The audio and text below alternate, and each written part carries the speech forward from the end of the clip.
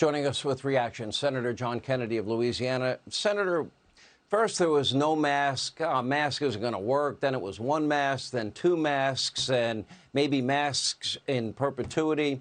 Then he told us that if we got the vaccine, we would never contract COVID. Well, now people that have the vaccine, they have two shots, and they have two boosters, and they have previous infection.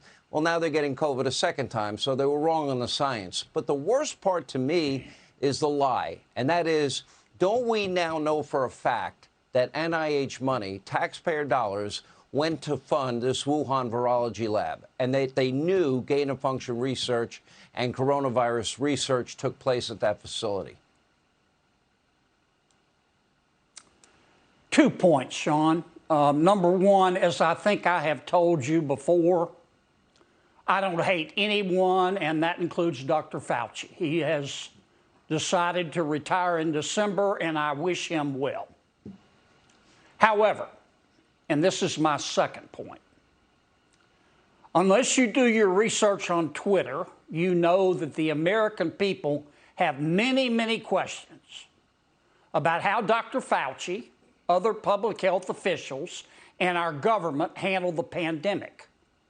And getting answers to those questions from Dr. Fauci and others has been like trying to slam a revolving door. Now, the Democrats are in charge. They refuse to press, but the Republicans will. So here's my prediction.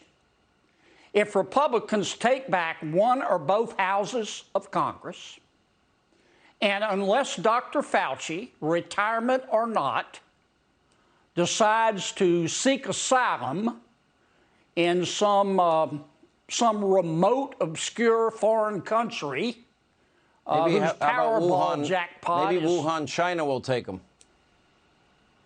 Well, unless Dr. Fauci decides to seek asylum in some foreign country whose Powerball jackpot is 287 chickens and a goat, and therefore which won't enforce a subpoena from the United States Congress, then Dr. Fauci, retirement or not, is going to be spending a lot of time in front of a congressional committee and committees if Republicans take back control. We're going to ask him questions about gain-of-function research, why he didn't push back on China's lies, why he pushed back so hard on the possibility, which we know is now real, that the virus originated in a Chinese lab, why he went along with the greatest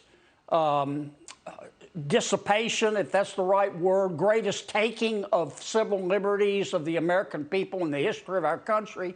We're going to have a lot of questions, and we're going to subpoena him and expect him to answer. And I would not advise Dr. Fauci to put down a non-refundable deposit on a cruise.